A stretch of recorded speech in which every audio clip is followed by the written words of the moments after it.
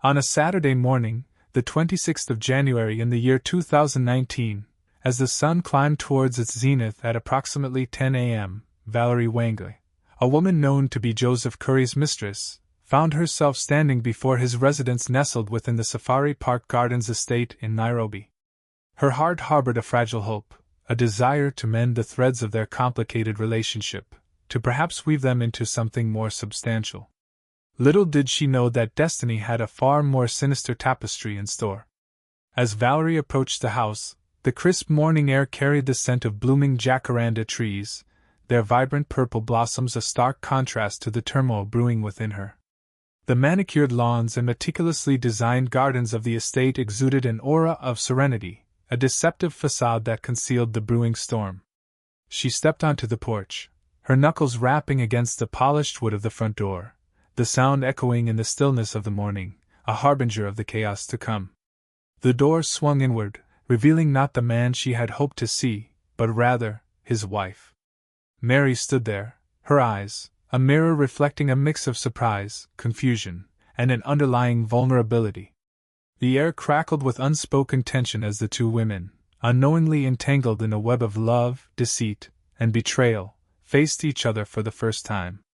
The encounter was unexpected, a collision of two worlds on a trajectory towards tragedy. Unfortunately, the subsequent events unfolded in a devastating manner, spiraling into a dark abyss of violence and despair. The idyllic setting of the Safari Park Gardens estate became the stage for a horrific drama, a stark reminder of the destructive power of human emotions when left unchecked. In a cruel twist of fate, Mary met her tragic demise at the hands of Valerie Wangley, her husband's mistress, a chilling conclusion to a narrative steeped in infidelity, heartbreak, and sinister consequences. But what exactly happened behind those closed doors? What words were exchanged, what actions taken, that led to such a catastrophic outcome? The answers to these questions remain shrouded in mystery, concealed within the silent walls of the house, waiting to be unveiled, threatening to expose the dark secrets that forever altered the lives of all involved. Your support for our true crime storytelling, marked by your likes and subscriptions, fuels our commitment to unveiling compelling tales of crimes and mysteries, not only within Kenya but also extending beyond its borders. Together, we strive to present well-balanced narratives, approached with both diligence and empathy, ensuring that the stories of victims and their loved ones are told with the respect and sensitivity they deserve. The respective victim, born on the 16th of June in the year 1979 in Nakuru County, Kenya, entered the world as the third child of Virginia and Jerry Kamangara. Her paternal heritage was further enriched by her connection to John Kamangara Maina, a well-known politician and businessman in Nakuru, a figure whose influence undoubtedly shaped the landscape of her upbringing. From her earliest years, Mary exuded a radiant aura, a bright and cheerful child whose spirit was ignited by a profound love for learning. Her educational journey commenced at Rugby Catholic School, where she laid the foundation for her intellectual pursuits. Later, she continued her academic voyage at St. Columba's High School, further honing her skills and expanding her horizons. Driven by a thirst for knowledge and a desire to deepen her understanding of faith, Mary pursued a degree in theology at Nairobi Gospel Assemblies, a testament to her unwavering commitment to spiritual growth. In the year 2017, she triumphantly graduated, marking a significant milestone in her personal and academic development. Those who knew her, her family and friends, often described her as a kind and generous individual, a soul whose empathy extended beyond mere words, manifesting in tangible acts of compassion. Mary possessed a rare quality, the ability to prioritize the needs of others above her own, a selfless trait that endeared her to all who crossed her path. But what events led this kind-hearted woman into a deadly trap laid by someone she thought was a friend? What secrets did Mary hold that ultimately led to her tragic and untimely end? Her unwavering willingness to assist those in need painted a vivid picture of her character. Whether it involved selflessly covering school fees for relatives and even strangers, contributing generously to charitable causes that resonated with her compassionate heart, or simply providing shelter and solace to those seeking refuge from the storms of life, Mary consistently extended her hand to those less fortunate. Her compassion extended beyond the realm of humanity, encompassing all living creatures. Mary possessed a genuine and deep-seated love for both people and animals, recognizing the intrinsic value of every life, great and small. In the year 2008, Mary and Joseph Curry embarked on a shared journey, their hearts intertwined in matrimony, promising to navigate the complexities of life together. Their love blossomed, bearing fruit in the form of two beautiful children, precious gifts that further cemented their bond. 4 years later, in 2012, they solidified their union, deepening the roots of their commitment to each other through a customary marriage, a celebration steeped in tradition and cultural significance. The joyous occasion served as a testament to their unwavering devotion, a public declaration of their shared future. However, the tapestry of Joseph's life was woven with threads of past relationships, a history that cast a long shadow over his union with Mary. Prior to their entanglement, Joseph had been married to Susan Wanjico, a chapter in his life that ultimately closed as fate intervened, paving the way for a new love to bloom.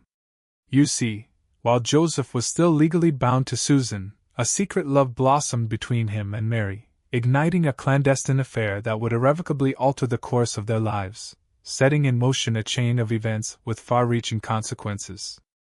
Susan Wanjico, Joseph's first wife, later shared her account of their humble beginnings, painting a vivid picture of their early years as a young couple navigating the challenges of life in the bustling metropolis of Nairobi.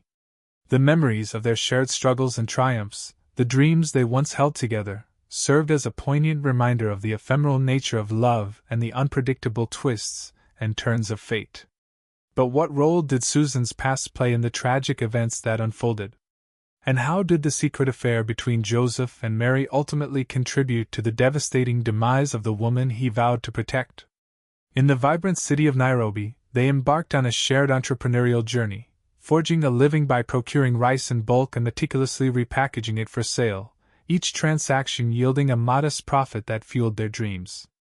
As their journey progressed, an unexpected opportunity presented itself, courtesy of Susan's aunt, who introduced them to the lucrative world of the timber business.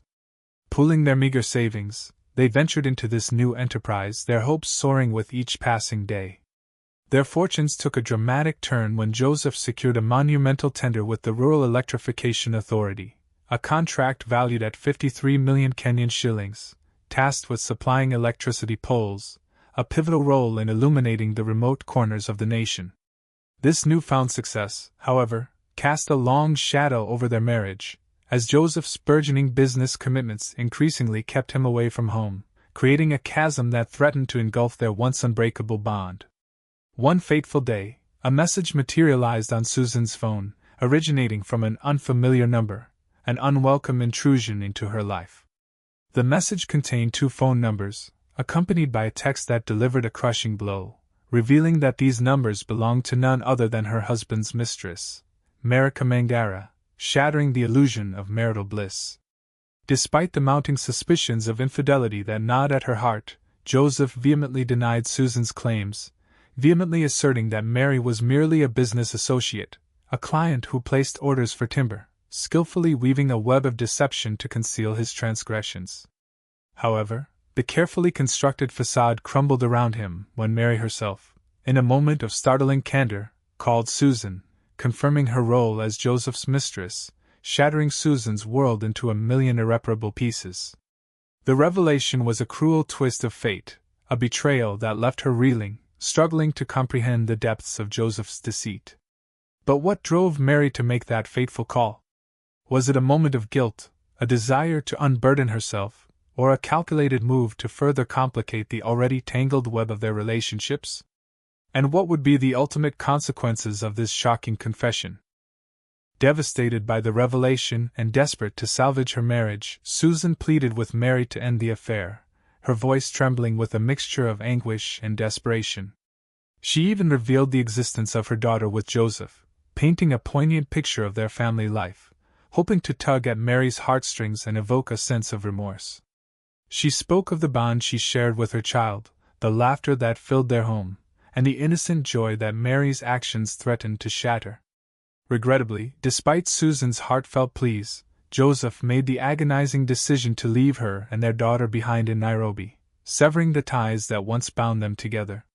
He embarked on a new chapter of his life with Mary in Nakuru, seeking solace and companionship in her arms, oblivious to the pain and suffering he had inflicted upon his former family. The move marked a definitive end to his marriage with Susan, leaving her to pick up the pieces and navigate the challenges of single motherhood. Simultaneous to his relationships with Susan Wanjiku and Mary, Joseph also had a romantic involvement with Susan Wahoo, further complicating the already tangled web of his love life. Their paths first crossed on the 20th of October in the year 2007 at a hotel in Nairobi, where Wahoo was employed, their initial interactions gradually evolving from casual acquaintance to a romantic entanglement. In 2009, Wahoo discovered she was pregnant, giving birth to a baby boy, further solidifying their connection and adding another layer of complexity to Joseph's already complicated life. In an attempt to create a semblance of stability, Joseph proposed that Wahoo relocate from Nairobi to Eldoret, not far from Nakuru where he resided with his then-wife Mary, a proposition that seemed promising at the time. However, life in Eldoret proved challenging for Wahoo, the isolation and the complexities of Joseph's situation weighing heavily on her. After just a month, she made the difficult decision to return to Nairobi, seeking a more supportive environment for herself and her son. Following Wahoo's relocation, her relationship with Joseph underwent significant changes, the distance and the weight of his other commitments taking their toll. He became distant and emotionally unavailable, gradually ceasing to provide the financial and emotional support she had once relied upon. Eventually, their relationship withered and died, leaving Wahoo to navigate the challenges of single motherhood, forever marked by the fleeting encounter with Joseph and the broken promises that lingered in its wake. But what motivated Joseph to engage in such a complex web of relationships? Was it a relentless pursuit of happiness, a deep-seated insecurity, or simply an inability to commit to a single person? And how did these tangled affairs ultimately contribute to the tragic events that were yet to unfold? Seeking new opportunities and a fresh start, Joseph and Mary made the decision to relocate from Nakuru to the bustling metropolis of Nairobi, where they established a hardware store in Kahawa West, aptly named Saga Hardware. Mary, with her keen business acumen and unwavering dedication, took on the responsibility of managing the store, pouring her heart and soul into its success until her untimely demise, a tragic end that cut short her entrepreneurial aspirations. But the story, as is often the case in matters of the heart, doesn't end there. Across the sprawling expanse of Nairobi, another woman's life was intertwined with the fate of Joseph and Mary, a woman named Valerie Wang. Valerie's path had diverged from the conventional, her formal education concluding after primary level, leaving her to navigate the complexities of life as a single mother, fiercely dedicated to raising her son. With unwavering determination, she worked tirelessly to make a living, engaging in a variety of entrepreneurial pursuits. She sold boiled eggs and sausages, catering to the appetites of those seeking a quick and affordable meal. She also operated a car wash in the industrial area along Kiambu Road, braving the elements to ensure that vehicles gleamed under her care. During the rainy season, she even went the extra mile, diligently cleaning the muddy shoes of the car wash patrons, a testament to her unwavering work ethic and commitment to customer satisfaction. Later, seizing an opportunity to expand her business, she opened a liquor shop at the car wash, strategically targeting customers who frequented the establishment for their car cleaning services, cleverly catering to their needs and desires. It was in the year 2017, during her time at the car wash, that Valerie's path serendipitously crossed with that of Joseph Curry, setting in motion a chain of events that would alter the course of their lives and lead to unforeseen consequences. However, as the age-old adage suggests, you cannot teach an old dog new tricks, and Joseph's wandering eye, it seemed, was incapable of remaining fixed on a single horizon. Once again, he found solace and companionship outside the confines of his marriage, his affections straying beyond the boundaries of his commitment to Mary, and this time, his heart was drawn to none other than Valerie Wangley, setting the stage for a deadly confrontation that would forever change the lives of all involved. But what was it about Valerie that captivated Joseph's attention? Was it her resilience, her entrepreneurial spirit, or simply the thrill of a forbidden romance? And how did Mary react to the news of this latest affair? When Valerie crossed paths with Joseph, her life underwent a dramatic transformation, a shift akin to hitting the jackpot in the lottery of life. She had ascended to the coveted position of Joseph's mistress, a role that afforded her a lifestyle of unparalleled luxury, all thanks to his generous hand. He provided her with an upscale apartment nestled within the prestigious Forest Junction area of Nairobi, a symbol of her newfound status and affluence. Furthermore, he bestowed upon her a lavish gift, a gleaming white Mercedes-Benz, a status symbol that mirrored the very model and color of his wife Mary's car, a deliberate act that seemed designed to inflict maximum pain and humiliation. To exacerbate matters, Valerie made no attempt to conceal her newfound wealth and the nature of her relationship with Joseph, brazenly flaunting the material goods he provided her with, seemingly reveling in the attention and envy it garnered. She even went so far as to create a pseudo-Facebook page, operating under the alias Nick Gabriel, where she shamelessly posted intimate photos with Joseph, openly taunting Mary and flaunting their illicit affair for all the world to see. She further escalated the situation by insinuating that she was pregnant with Joseph's child, boldly proclaiming herself to be Mrs. Curry, twisting the knife in Mary's already wounded heart, making her pain all the more unbearable. However, after 3 years of indulgence and illicit bliss, Valerie and Joseph's relationship took a heartbreaking turn, leading to an acrimonious breakup that left Valerie consumed by bitterness and resentment. The opulent lifestyle she had come to enjoy was suddenly threatened, leaving her feeling vulnerable and insecure. Consumed by a thirst for revenge, Valerie embarked on a campaign of harassment, stalking Joseph and his family, her actions driven by a desire to inflict pain and suffering upon those she felt had wronged her. But what triggered the sudden breakdown of their relationship?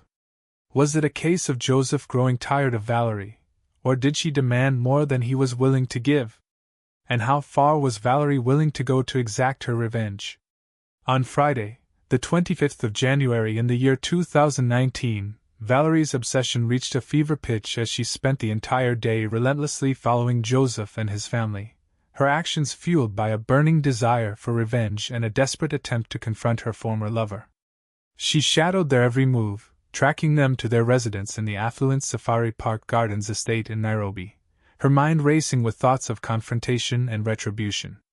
The following day, Saturday, the 26th of January, 2019, Valerie put her plan into action, hiring a car and driving to Joseph's home, her heart pounding with a mixture of anxiety and anticipation. She arrived at approximately 10 a.m., her knuckles rapping against the doorbell, the sound echoing in the stillness of the morning, a harbinger of the events to come. The door creaked open, revealing Joseph's 6-year-old son, his innocent eyes peering out at the unexpected visitor. Valerie, masking her true intentions, offered to take the boy to buy pizza at a nearby mall, concocting a false pretense to gain access to the family and ultimately, to Joseph himself. She claimed that she was there to find his father, spinning a web of lies to manipulate the child's trust. The trusting boy, unaware of Valerie's deceitful intentions, eagerly agreed to the proposition, but sought permission from his mother first, his innocent query setting the stage for a fateful encounter. Mary emerged from the depths of the house, her eyes widening in shock as she came face to face with Valerie, the woman she had long suspected to be her husband's mistress. Despite her suspicions and the emotional turmoil she must have been experiencing, Mary remained composed, greeting Valerie with a surprising display of warmth, a gesture that concealed the turbulent emotions simmering beneath the surface. In a move that defied logic and expectation, the two women, entangled in a complex web of love, betrayal, and resentment, agreed to go out on a lunch date, a decision that would ultimately seal their fates and lead to a tragic and irreversible outcome. But what prompted Mary to accept Valerie's invitation? Was it a genuine desire to understand her husband's affair, a misguided attempt to establish a connection, or simply a fatal error in judgment that would cost her everything?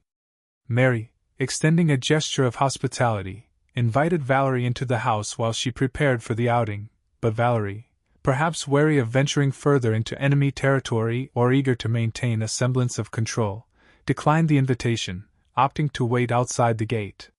She remained seated in the car she had hired from one Michael Mathinga, the owner of a car hire company, her presence a silent intrusion into the tranquility of the estate. Subsequently, the two women embarked on their ill-fated journey, each traveling in their respective vehicles. Valerie, behind the wheel of the hired Toyota Allion, followed closely behind Mary, who drove her luxurious Mercedes-Benz, the two cars a stark contrast in both value and symbolism. Mary made a brief stop at the Karuri Mall, a quick errand to collect a package, before they continued on their way to Homeland Inn, a restaurant nestled along the Thika Road, their destination a seemingly innocuous setting for a potentially explosive encounter. During their visit to the restaurant, Valerie and Mary were joined by two men, their presence adding an element of intrigue to the already complex situation. They shared some food and drinks, engaging in seemingly casual conversation, before the men eventually departed, leaving Valerie and Mary alone once more. Witnesses at the restaurant noted that the two women appeared to be getting along surprisingly well, even engaging in friendly banter, taking selfies, and sharing a meal. Nothing seemed out of the ordinary, their interactions masking the underlying tension and the potential for conflict that simmered beneath the surface. According to police sources, at around 5 p.m., after an afternoon of seemingly enjoyable moments, a deceptive facade that concealed the dark intentions lurking beneath, Valerie managed to convince Mary to accompany her to her apartment at Fourways Junction, a decision that would ultimately prove fatal. But what transpired during that lunch date that led Mary to trust Valerie enough to go to her apartment? Was it a moment of vulnerability, a carefully orchestrated manipulation, or simply a tragic miscalculation that sealed her fate? The two women embarked on the final leg of their journey, driving in Mary's Mercedes, the luxurious vehicle carrying them towards a destination fraught with danger and deception. However, upon arriving at Valerie's apartment, Mary's worst fears were confirmed as she discovered her husband's pictures adorning the walls, a blatant display of their illicit affair, solidifying her suspicion that he was indeed the man of the house, a revelation that struck a deep blow to her heart. The similarities didn't end there. The furniture in the apartment, carefully selected and arranged, eerily mirrored what Mary had in her own home at the Safari Park Gardens estate, a calculated move that seemed designed to mock her and flaunt Valerie's position in Joseph's life. Allegedly, fueled by a mixture of anger, betrayal, and a desperate desire to reclaim what she believed was rightfully hers, Mary demanded that Valerie surrender the logbook to their car, the vehicle that her husband had gifted to his mistress, a symbol of their infidelity. An argument then erupted, escalating into a violent physical confrontation, the tension that had been simmering beneath the surface finally boiling over. In a fit of rage, Valerie rushed to the kitchen, her eyes fixated on a pressure cooker, a seemingly innocuous household item that would soon become a deadly weapon. She grabbed the pressure cooker, wielding it with a ferocity born of desperation, and struck Mary severely on the head, the impact leaving her stunned and disoriented. The attack continued, the two women locked in a brutal struggle, until Valerie, driven by a primal instinct to survive, ultimately strangled Mary, silencing her forever and leading to her tragic demise. The investigation into this tragic incident proved to be a complex and time-consuming endeavor, as the police delved deeper into the circumstances surrounding Mary's death, uncovering more disturbing details that painted a grim picture of the events that had transpired within the confines of Valerie's apartment. According to court documents, after taking Mary's life at approximately 8:20 p.m., Valerie meticulously wrapped her in bed sheets, a macabre attempt to conceal her crime and dispose of the body. She then placed the lifeless form in the kitchen, a cold and callous act that spoke volumes about her state of mind. CCTV footage, painstakingly retrieved by the police from her apartment complex, provided a crucial piece of evidence, revealing Valerie's movements in the aftermath of the crime. The footage showed that Valerie left the premises at 9:54 p.m., driving Mary's Mercedes, her actions betraying a desperate attempt to cover her tracks and evade detection. She then drove to Homeland Inn, the very restaurant they had visited earlier with Mary, her return to the scene of the crime a calculated risk that would ultimately prove to be her undoing. The police determined that she had driven to the restaurant to retrieve the Toyota Allion, the car she had hired earlier in the day, her intention to dispose of Mary's body and create a false narrative that would absolve her of any wrongdoing. However, her plans were thwarted by the vigilant security guards at Homeland Inn, who denied her permission to leave with the Toyota Allion, citing the absence of a gate pass, a seemingly minor obstacle that ultimately derailed her carefully constructed scheme. Faced with this unexpected setback, Valerie then proceeded to park Mary's Mercedes behind Homeland Inn, abandoning the vehicle in a clandestine location, before hailing a taxi back to her apartment, where she arrived at approximately 11 p.m., her mind racing with thoughts of how to salvage the situation. The walls of her apartment seemed to close in on her, the weight of her actions pressing down on her, as she desperately sought a solution to the predicament she had created. After arriving home, Valerie, in a moment of desperation, contacted Michael Mathinga, the car hire dealer, pleading with him to aid her in the disposal of Mary's body, enlisting him as an accomplice in her heinous crime. Brian Mathinga, swayed by Valerie's pleas or perhaps motivated by other unknown factors, agreed to assist her, arriving at her apartment at around 12:07 a.m. in his Toyota Noah, ready to assist in the grim task that lay ahead. The two accomplices, Valerie and Maitna, then embarked on their grim mission, driving Matinga's Toyota Noah and heading back to Homeland Inn, their primary objective to retrieve the hired Toyota Allion that Valerie had abandoned there earlier in the day, hoping to erase any trace of her presence at the scene. However, their efforts were once again thwarted by the unwavering security guards, who stood their ground, refusing to grant them permission to leave with the car without a valid gate pass, their adherence to protocol disrupting the carefully laid plans of the desperate pair. Frustrated by their repeated failures, Valerie then made a quick decision, opting to retrieve Mary's Mercedes, the vehicle she had discreetly parked behind the restaurant, hoping that it would provide a more inconspicuous means of transporting the body. With Valerie behind the wheel of the Mercedes and Maitna following closely behind in his Toyota Noah, the two embarked on their macabre journey back to Valerie's apartment at Fourways Junction, their actions shrouded in secrecy and driven by a desperate attempt to evade detection. They arrived at the apartment at approximately 1:28 a.m., the silence of the night amplifying the gravity of their situation. Maitna alleges that by this time, he and Valerie had reached a consensus on where to dispose of Mary's body and how they would transport it, solidifying their roles as accomplices in the heinous crime.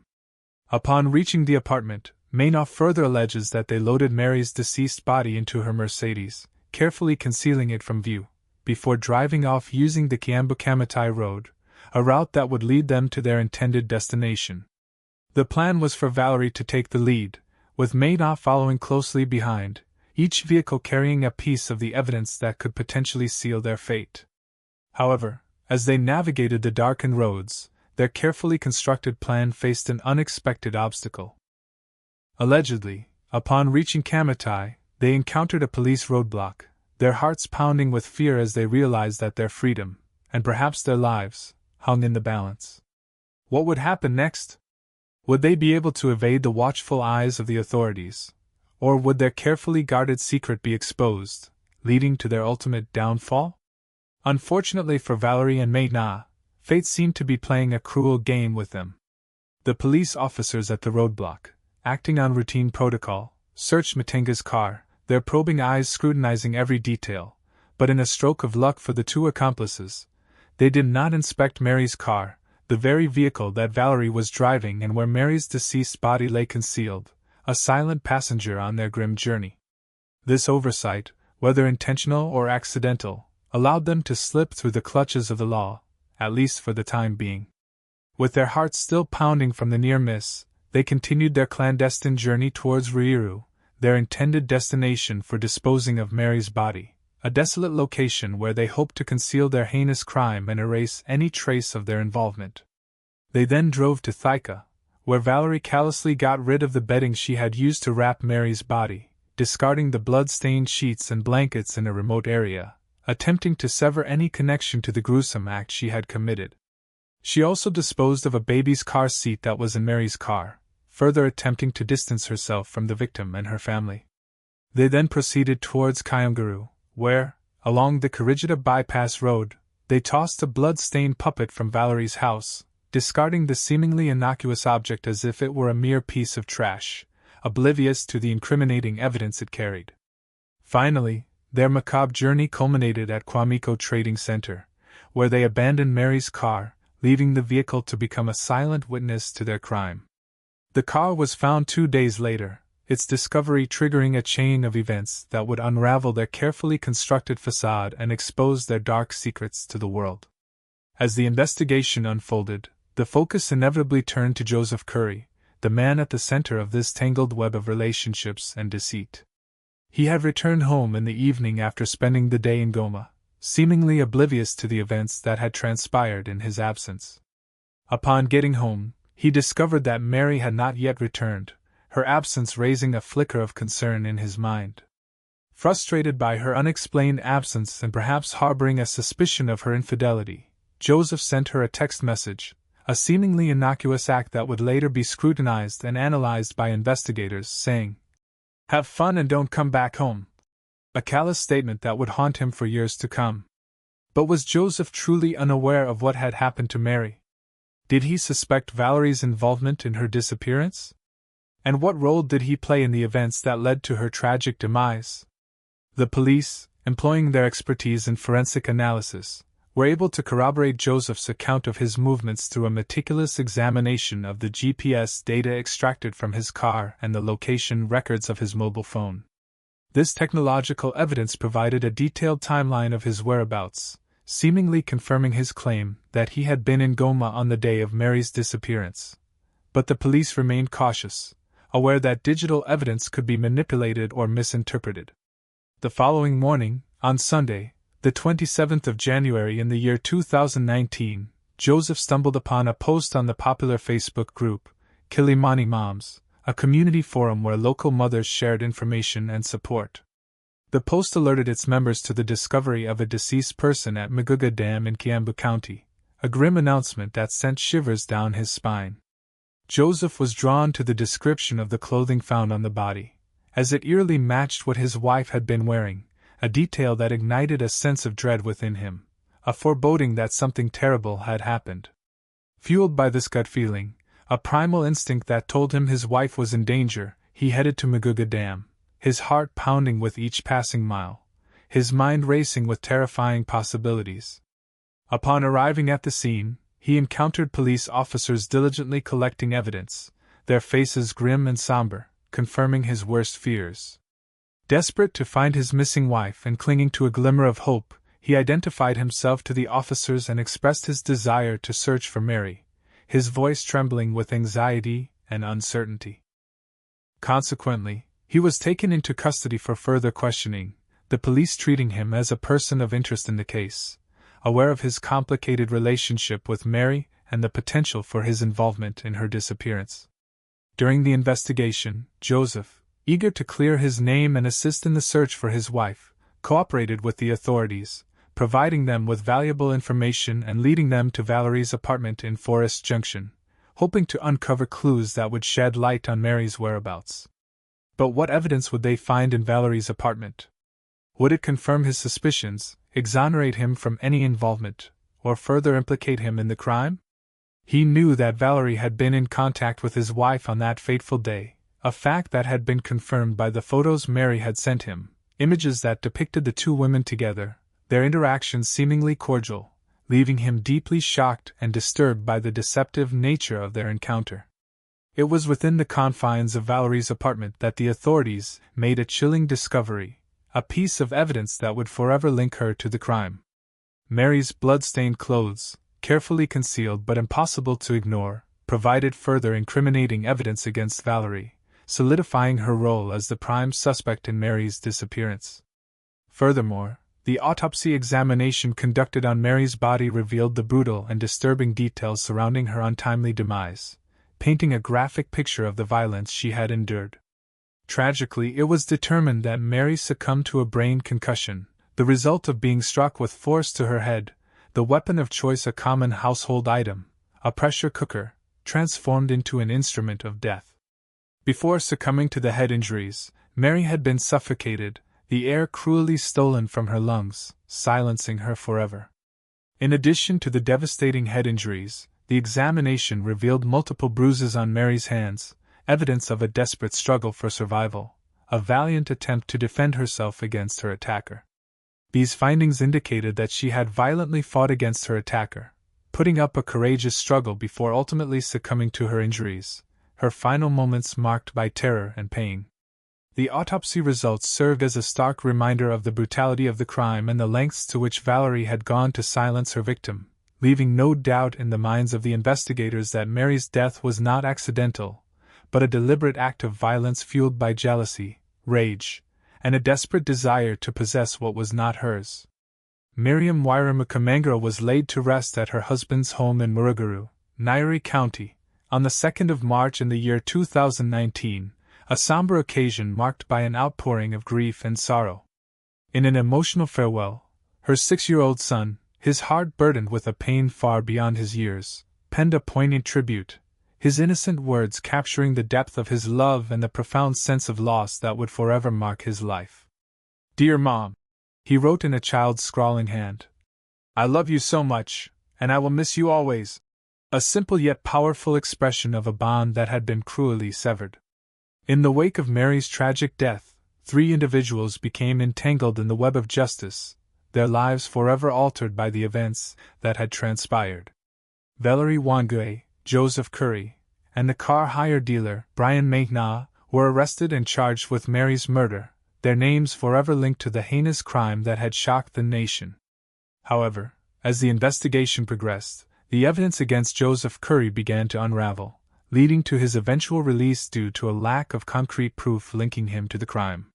He had never been present at the scene of the crime, nor had he acted as an accomplice in any way, absolving him of direct responsibility for Mary's death. Joseph was initially expected to testify in court against his former mistress, Valerie Wangui, in June of 2020, his testimony considered crucial to the prosecution's case. However, he did not get the opportunity to take the stand, as the prosecution issued a new demand to the court, requesting the government analyst's exhibits, a move that signaled a shift in strategy and a potential delay in the proceedings. 3 years have passed since that fateful day, and there has been no official news or updates regarding the case, leaving Mary's family and friends in a state of uncertainty and frustration.